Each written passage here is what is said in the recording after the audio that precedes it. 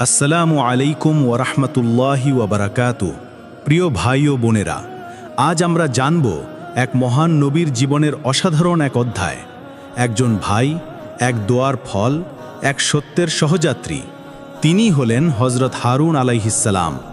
তার নাম হারুন। তিনি ছিলেন হজরত মুসা আলাইহিসসালামের বড় ভাই। উভয়ের জন্ম হয়েছিল বনি ইসরায়েল জাতিতে। দুজনেই আল্লাহর মনোনীত রাসূল এবং তাদের উপর অর্পিত হয়েছিল এক বিশাল দায়িত্ব, এক জালেম শাসকের মুখোমুখি হয়ে সত্যের দাওয়াত পৌঁছানো। যখন হজরত মুসা আলাইহিসসালাম নবুয়ত লাভ করেন, তখন তিনি আল্লাহর কাছে একটি দোয়া করেন, আর আমার জন্য একজন সহকারী নিযুক্ত করুন আমার পরিবার থেকে, হারুন আমার ভাই, আমি যেন তার মাধ্যমে শক্তি পাই। সূরা তহা আয়াত 29-32। আল্লাহ তার এই দোয়া কবুল করেন এবং হারুন আলাইহিসসালামকেও নবী হিসেবে মনোনীত করেন। তিনি ছিলেন মৃদুভাষী, বুদ্ধিমান ও জ্ঞানে পরিপূর্ণ একজন মানবিক নবী। দুই ভাই, এক মিশন। হজরত মুসা আলাইহিসসালাম ও হজরত হারুন আলাইহিসসালামের দায়িত্ব হল ফেরাউনের নিকট গিয়ে আল্লাহর বার্তা পৌঁছানো। সামনে ছিল ভয়, মৃত্যু, নির্যাতন। তবুও তারা ভয় না পেয়ে দাঁড়িয়ে গেলেন সেই জালেমের দরবারে। ফেরাউন জিজ্ঞাসা করল, তোমরা কে? তারা বললেন, আমরা সেই আল্লাহর রাসূল, যিনি আসমান, জমিন ও সকল কিছুর মালিক। আমরা তোমাকে সতর্ক করতে এসেছি। তারা আল্লাহর নিদর্শন দেখালেন। জাদুকরদের সামনে লাঠির সাপ হয়ে যাওয়া আল্লাহর কুদরত প্রকাশ পেতে থাকল একে একে। মানুষ অবাক হয়ে দেখছিল, এই দুই ভাই কেমন সাহস, কেমন সত্য নিয়ে দাঁড়িয়ে আছেন। বনি ইসরায়েলের মুক্তি ও সাগর পার হওয়া।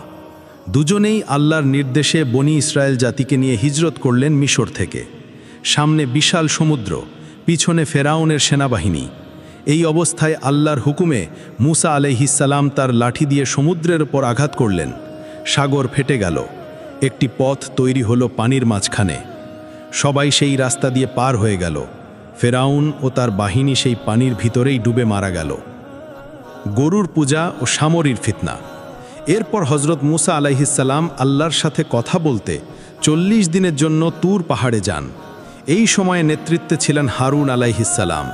কিন্তু এই সুযোগে সামরি নামক এক ধূর্ত ব্যক্তি সোনা গলিয়ে একটি গরুর মূর্তি তৈরি করে বলল, এটাই তোমাদের ইলাহ বা প্রভু। একাংশ বনি ইসরায়েল লোক সেই গরুকে পূজা করতে শুরু করল।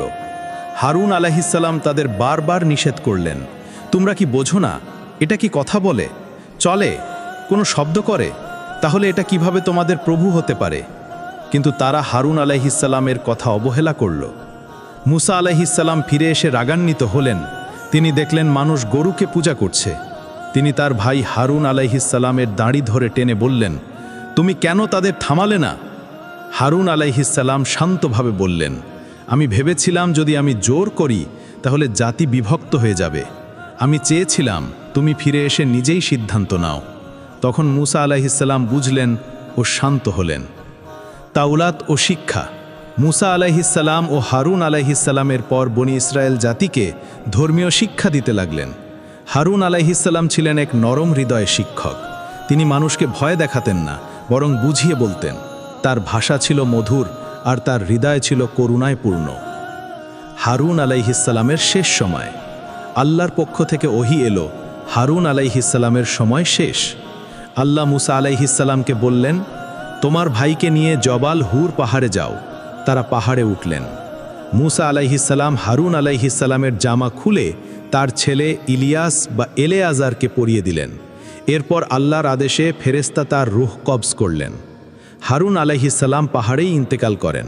বিশ্বাস করা হয় আজও তার কবর সেই পাহাড়ের চূড়ায় অবস্থিত, যা বর্তমান জর্ডান সীমান্তের কাছে। ভাইয়ের মৃত্যুতে মুসা আলাইহিসসালামের কষ্ট। এই মৃত্যু হজরত মুসা আলাইহিসসালামের হৃদয়ে গভীর কষ্ট দেয়। তিনি কাঁদলেন, কারণ হারুন আলাইহিসসালাম শুধু তার ভাই নন, তার দাওয়াহ সহযাত্রী, যুদ্ধের সাথী, জীবনের ছায়া ছিলেন। তিনি আল্লাহর কাছে মিনতি করে বললেন, হে আল্লাহ, আমাকে ধৈর্য দাও, আমাকে রক্ষা করো, যতক্ষণ না আমি তোমার কাছে ফিরে যাই। শেষ শিক্ষা। হারুন আলাইহিসসালাম আমাদের শিখিয়ে গেছেন, ভাই মানে শুধু রক্তের সম্পর্ক নয়, বরং দায়িত্বের অংশীদার। সত্যের পথে দাঁড়াতে হয় একসাথে। ভাষা হতে হয় মধুর, মন হতে হয় দৃঢ়।